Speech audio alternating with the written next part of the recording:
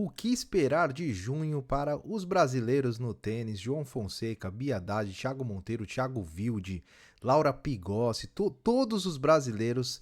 Destrinchamos a agenda de todos eles em junho, principalmente nos torneios de grama, mas alguns torneios também no Saibro, nível Challenger. E vamos aqui nesse vídeo passar todos os detalhes para que você fique preparado aí, tenha a sua agenda muito bem definida para esse mês de junho, que inicia a temporada de grama aí, que particularmente eu gosto muito, acho que são torneios clássicos do tênis aí e jogos muito gostosos de assistir na grama, né? Claro, a gente tá ainda tendo Roland Garros aí, jogadas as quartas de final de Roland Garros, 100 brasileiros na chave de simples masculino e feminino.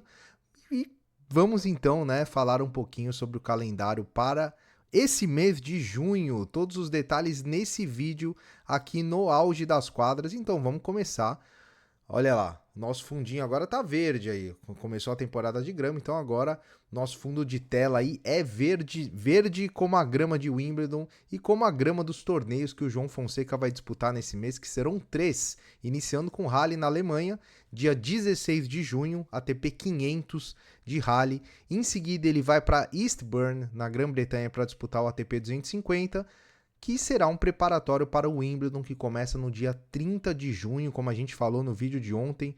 João que tem poucos pontos a defender aí, né, agora nesse mês de junho, então se ele continuar fazendo boas campanhas, porque afinal Roland Garros foi uma boa campanha, né, do João, ele conseguiu aí subir 9 posições no ranking, hoje no live ranking ele é o 56.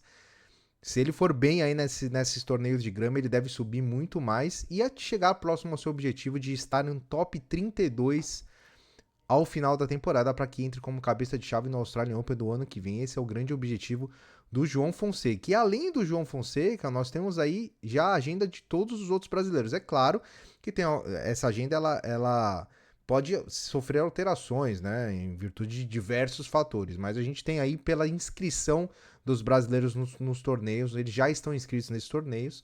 A Bia, né, que é a nossa melhor ranqueada aí no feminino, ela vai disputar 4 torneios em junho na sequência. Então ela já começa com o ATP de Londres, o WTA 500 de Londres, disputado na grama, e inicia agora na próxima semana, dia 9 de junho. A Bia que costuma ter bom desempenho em grama, né? Às vezes você olha pra Bia, acha que ela é só jogadora de saibro, ela costuma ir bem também na grama.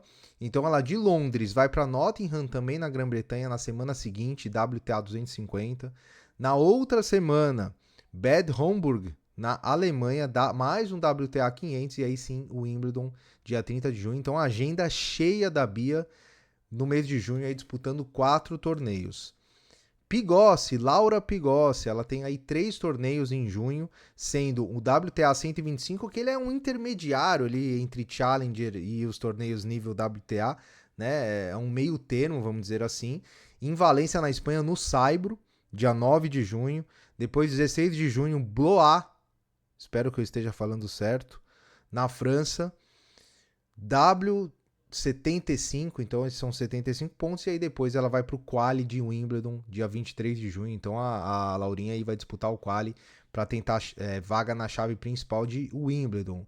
Thiago Wilde disputa 2 torneios, ele agora no dia 16 de junho, ele vai para o torneio no Saibro na Polônia, Poznan, para depois Wimbledon. Eu não sei, eu acho que o Thiago Wilde tá até na chave principal de Wimbledon, acho que ele já entra na chave principal de Wimbledon no dia 30 de junho.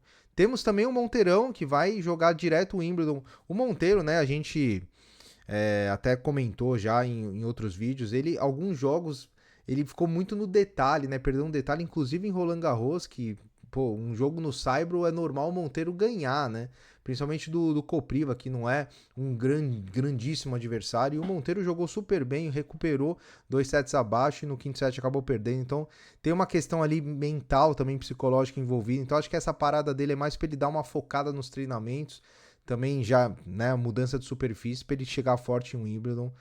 O Thiagão, que apesar de ser um saibrista natural, né, jogou a vida toda no saibro, ele tem bons atributos para grama como o saque, né? O Thiago tem um belo saque e acredito que se ele estiver sacando bem, ele pode sim sonhar aí com uma boa campanha em Wimbledon, uma segunda, terceira rodada. Meligeni vai disputar 2 torneios nível Challenger. na França e na Polônia. Então, dia 9 agora em Lyon. O Meligeni, que infelizmente teve que desistir de Roland Garros, né? Ele vinha de 2 títulos consecutivos e se lesionou. E ficou aí algumas semaninhas fora. Tentou jogar Roland Garros, também não sentiu fisicamente, né? Se lesionou novamente. E aí agora ele tá se recuperando para tentar chegar bem em um Wimbledon, mas ele tem 2 torneios nível Challenger. Ele que chegou a bater na porta do top 100, né, o melhor ranking da carreira, deu uma caidinha nessas últimas semanas com essa lesão, então ele vai disputar aí Lyon e Poznan para depois chegar em Wimbledon, no quali de Wimbledon. Então essas são a agenda dos brasileiros aí, né? A gente vai atualizando bastante aqui. Lembrando, João Fonseca volta às quadras dia 16 de junho, ele vai treinar agora para a Grama e a gente vai ficar de olho aí nos treinamentos do João para passar todos os detalhes para vocês. A gente teve um pedido num comentário que foi do Matheus Macedo para esse calendário dos brasileiros. Então, atendendo o pedido aí do Matheus, colocamos calendários brasileiros. Aliás, Matheus, vira membro aí, né? Depois dessa, da gente fazer todo esse conteúdo aí a um pedido seu. Quem quiser também virar membro, ajudar o canal e entrar no nosso grupo de discussão é muito bem-vindo. E claro, né, a inscrição também é muito importante. Ó, vou deixar aqui o nosso botãozinho aí. Inscreva-se aí se você gosta dos nossos conteúdos para a gente continuar crescendo aqui. E também teve alguém que comentou no último vídeo para a gente falar sobre a vitória do Bublik em cima do Draper. E a gente fez até um card aqui de pós-jogo para comentar um pouco esse jogo. O Fonseca, ele ganhou do Bublik, né, em Phoenix, onde ele foi campeão, com 2 tie-breaks. E o Fonseca não consegue jogar bem contra o Draper, os 2 jogos foi dominado pelo Draper. E o Bublik foi lá e conseguiu ganhar do Draper. Então muita gente fala, poxa, mas por que o Bublik ganhou do Draper e o Fonseca não? E esse jogo, eu acho, do Bublik, eu acho que quem acompanha tênis no YouTube aí já viu outros comentários também, outros vídeos, né, a análise desse jogo. Eu não vou entrar ao fundo da análise, mas eu queria fazer um comentário bem importante, ao meu ver, do grande motivo da vitória do Bublik, para mim, um dos grandes fundamentos desse esporte, que é a parte mental. É a parte estratégica, porque às vezes a gente acha que o tênis ganha quem joga melhor, né? Quem tem golpes mais potentes e tal. E se você for analisar tecnicamente, o João, ele é muito melhor que o Bublik, tecnicamente falando, né? Apesar que o Bublik é um grande jogador, né? Ele tem muita habilidade e tal. Mas o João tem mais golpes que o Bublik. E por que o Bublik foi lá e meteu 3-1 no Draper? Porque taticamente ele conseguiu anular o jogo do Draper.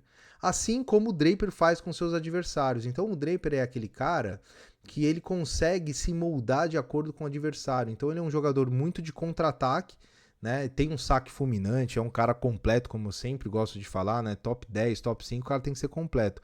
Só que o jogo do Draper, ele passa muito pelo jogo do adversário, ele costuma jogar muito bem no contragolpe, é um cara defensivo, é um cara que usa a potência do adversário para conquistar seus pontos. E quando ele pega um cara como o Bublik, que é um cara imprevisível, é um cara que dá slice, dá curta, aí o cara, né, força os 2 saques, aí de repente ele joga uma bola alta, aí ele sobe a rede, aí ele troca a bola lá atrás.